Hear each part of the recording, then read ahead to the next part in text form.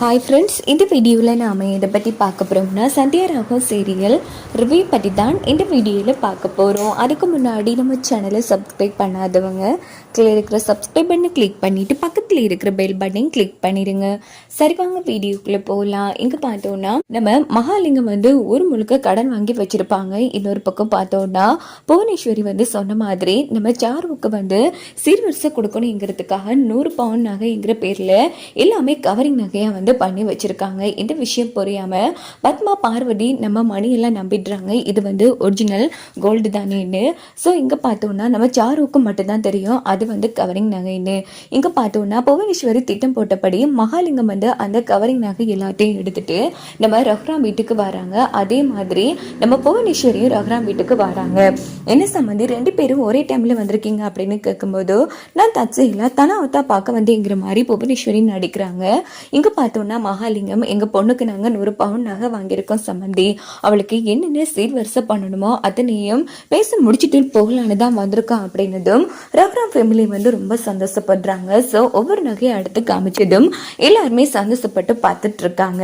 இந்த பக்கம் பார்த்தோம்னா என்ன சம்பந்தி, நாங்க எங்க பொண்ணுக்கு கொடுக்குற சீர்வரிசையை பற்றி பேசிட்டு இருக்கா. ஆமா நீங்க தனாவுக்கு என்ன கொடுக்க போறீங்க அப்படின்னு கேட்டதும் மாயா டென்ஷன் ஆகிறாங்க.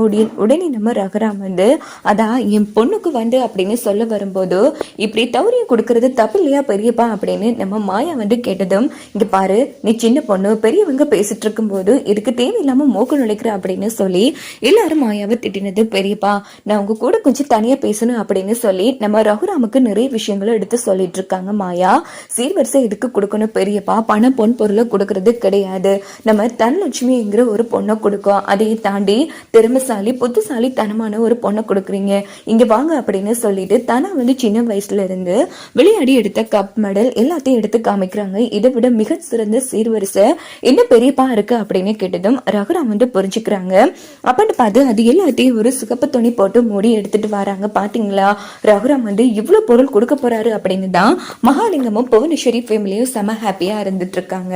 அங்க பார்த்தோம்னா நம்ம ரகுராம் என் பொண்ணுக்கு நான் கொடுக்க போற சீர்வரிசை இதுதான் அப்படின்னு சொல்லி அந்த கப் மெடல் எல்லாம் காமிச்சதும் நம்ம புவனேஸ்வரி ஃபேமிலி செம அதிர்ச்சி ஆறாங்க. ரகுராம் என்ன இதெல்லாம் அசிங்கப்படுத்துறீங்களா அப்படின்னு கேட்டதும் இங்க பாரு புவனேஸ்வரி, நீ தானே சொன்னேன் எங்க பொண்ணு போதும் வேற எதுவும் வேணான்னு. இங்க பாருங்க எங்க பொண்ணே மிகப்பெரிய புத்திசாலி, அதுவும் திறமசாலி, அவ எடுத்த கப் மெடல்ஸ் எல்லாமே இதுல இருக்கு. இதை விட சிறந்த சீர்வரிசை எங்களால தர முடியாது. மாயா எனக்கு உணர வச்சுட்டா இந்த சீர்வரிசையால மிகப்பெரிய பிரச்சனைகள் வரும். அதனால இங்க பாருங்க சம்பந்தி, நான் முடிவு பண்ணிட்டேன், இனி சீர்வரிசை கொடுக்கவும் கூடாது, நாங்களும் சீர்வரிசை வாங்க மாட்டோம், எங்க வீட்டுக்கு சாரு மட்டும் வந்தா போதும் அப்படின்னதும் எல்லாரும் செம அதிர்ச்சி ஆறாங்க. என்ன பேசுறனே புரியல, எல்லாத்துக்கும் இந்த மாயா தான் காரணம்ங்கிற மாதிரி நம்ம பத்மா பார்வதி செம டென்ஷன் ஆகுறாங்க. சிச்சே 100 பவுன் பவுனாக அநியாயமா போச்சு அப்படின்னு இங்க பார்த்தோம்னா மகாலிங்கம் செம்ம டென்ஷன் ஆகுறாங்க. இருந்தாலும் மகாலிங்கம் ரொம்ப சந்தோஷப்படுறாங்க. ஏண்டி எங்க இந்த கவரிங் நகையில மாட்டிடுவோம்னு தவிச்சேன்,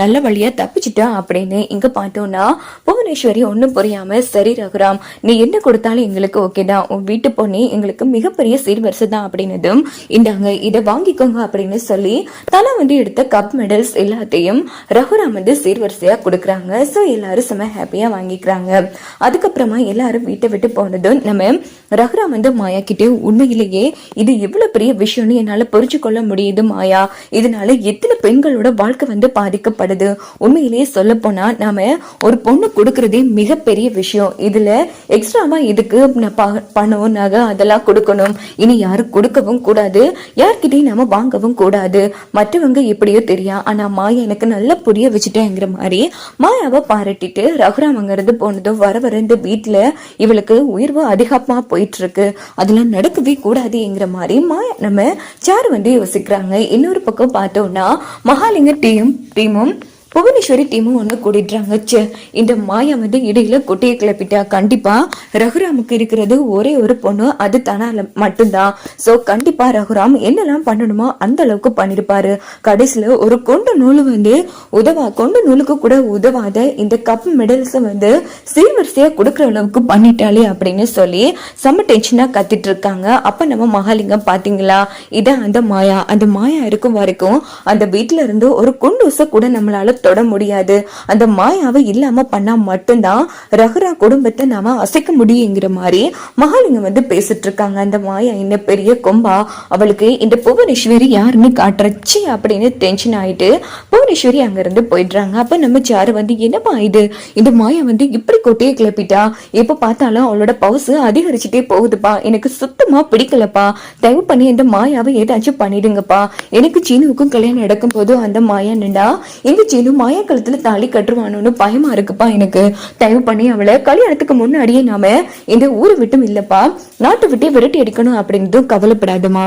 அந்த ரகுராமுக்கு நான் கொடுக்குற டார்ச்சர்ல அந்த ரகுராமே மாயாவை தப்பா நினைச்சு நாட்டை விட்டே அனுப்பி விடுவான் அப்படின்னதும் ஆமா நான் பெருசா சொல்லிட்டே வாருங்க, ஆனா நீங்க எதுவும் கிழிச்ச மாதிரி இல்லை. இங்க பாருமா சாரோ, இதுல நமக்கு ஒரு நல்ல விஷயம் நடந்திருக்கு அப்படின்னது. என்னப்பா நல்ல விஷயம்? அவளுக்கு அந்த வீட்டுல பேரு புகழெல்லாம் அதிகரிச்சுட்டு போகுது, அதான் நல்ல விஷயம் அப்படின்னு சாரு வந்து செம்ம டென்ஷன் ஆகுனதும் பொறுமையா இருமா, நான் பண்ணிருக்கிற அவ்வளவு நகையும் வந்து 100 பவுன்ல 1 பவுன் கூட கோல்டு இல்லம்மா, எல்லாமே கவரிங். தற்சமயம் ஒரு இதுல அந்த மாயா பிரில்லியண்டா யோசிச்சு ஒரு நகையை வந்து கவரிங் நகைன்னு கண்டுபிடிச்சா அவ்வளவுதான், ஒட்டு மொத்த நகையை கவரிங்னு கண்டுபிடிச்சா நம்ம மானம் நமக்கு இருந்த கௌரவம் எல்லாமே போயிடும். ஒரு வகையில பார்த்தா மாயா நமக்கு நல்லதுதான் பண்ணிருக்கான் அப்படின்னதும் ஆமாப்பா நீங்க சொல்றது சரிதான், இருந்தாலும் இவ இப்படியான விஷயங்கள் பண்ணும் போது எனக்கு ரொம்ப எரிச்சலா இருக்குப்பா, இதனால எனக்கு தான் கெட்ட பெயர் வருது அப்படின்னதும் கவலைப்படாதமா, கூடிய சீக்கிரமே சீனுவும் காலத்துல தாலி கட்டுறதுக்கு முன்னாடி அந்த மாயாவை ரகுராம் கையாலே விரட்டி விடுறேங்கிற மாதிரி மகாலிங்கம் வந்து அந்த இடத்துல பேசிட்டு இருக்காங்க. இன்னொரு பக்கம் பார்த்தோம்னா நம்ம புவனேஸ்வரி என்ன திட்டம் போடுறாங்கன்னா, இங்க பாருங்க, ஃபர்ஸ்ட் அந்த கார்த்தி தான் அவ கல்யாணம் பண்ணிட்டு வந்தா அடுத்த நொடியே அந்த மாயாவை விரட்டி அடிக்கலான்னு இருந்தா, ஆனா அது நடக்கவே கூடாது.